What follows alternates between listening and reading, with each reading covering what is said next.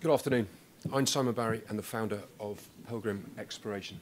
I'm going to start with a quick summary of the opportunity Pilgrim is presenting, and I'll then briefly explain a little bit of the background to Pilgrim, including who is supporting us, and I'll then detail our current project, highlighting the work we have carried out to date and how we plan to move forward.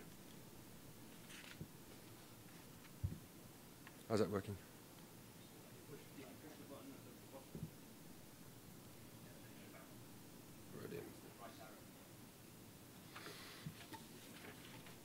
In summary, Pilgrim is presenting an opportunity to participate in a high-impact exploration programme offshore Malta at very low entry cost.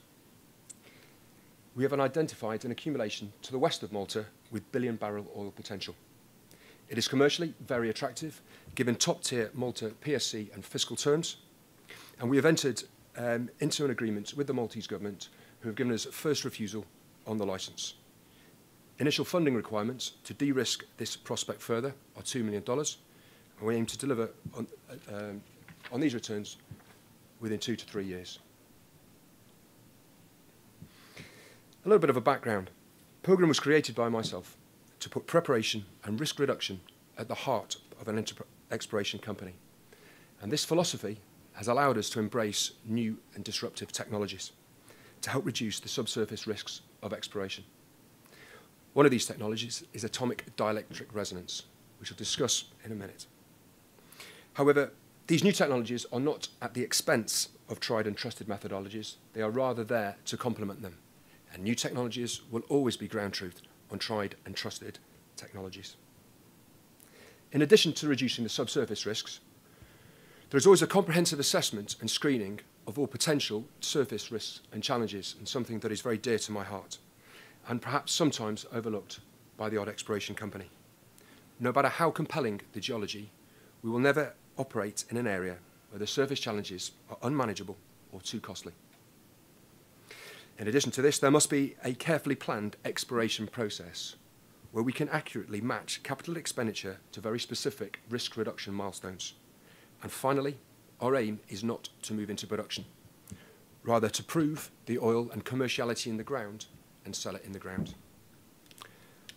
Okay, a little bit of background to the two very different organisations helping us reduce subsurface risk. The first of these is Ionic Global. Ionic have taken the phenomenon of atomic dielectric resonance, whereby if you transmit radio waves into the ground, each element within the ground will reflect those radio waves back in a unique manner. They have taken this phenomena, developed it, and now have the ability to locate resources within the ground very accurately and quickly. There are two phases to their service. High-level mapping, where the initial scan is taken over a large area, and when I mean large, I mean a block or indeed a country, to identify if there are any large accumulations of hydrocarbons or whatever resource is being sought, and if so, where they are located. If there are areas of interest identified, then they can be subject to a more exhaustive interrogation of the data, which will determine the precise shape and location of the accumulation. And to see the flow from the slide there, you go from high-level mapping, scan a country, into detailed mapping. And what you get from detailed mapping is a bird's-eye view with precise coordinates of the accumulation, a cross-section detailing the depths, and a 3D CGI image of the reservoir. Clearly, very exciting and useful. However, we do not use ADR simply on its own. Pilgrim mostly uses ADR as a start point in the search for hydrocarbons. This, and in the spirit of risk reduction, is then thoroughly cross-checked by traditional methodologies. And only if they share the same positive indication do the prospects go any further. Pilgrim is therefore delighted. Alan Steen and actually the team at Havok Partners are supporting Pilgrim from that perspective, from a technical perspective. Those of you that don't know them, extremely experienced geoscientists and demonstrable oil finders are indeed actually in the conference over the next couple of days, should you have any complicated technical questions, which would be beyond me.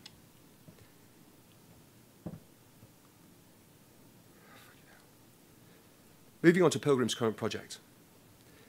Many projects have been considered by Pilgrim over the last couple of years, from onshore US to throughout Africa.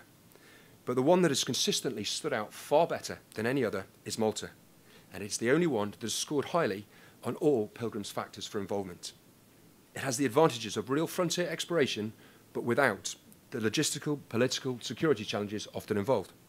It is a highly functional, stable government which is proactive in encouraging oil exploration. There are attractive investment terms and flexible contractual structures. Proximity to oil refineries, strong gas markets. Valletta itself, the capital, is an established exploration hub in the Mediterranean. And getting down to the right nitty-gritty, the port in the south of Burzaboga is a proven logistical base for drilling operations. At Pilgrim, we have strong experience in country, being part of the last well drilled there in 2014 with Genel Energy. And it is because of this enduring relationship with the government that we've been given first refusal on the licence.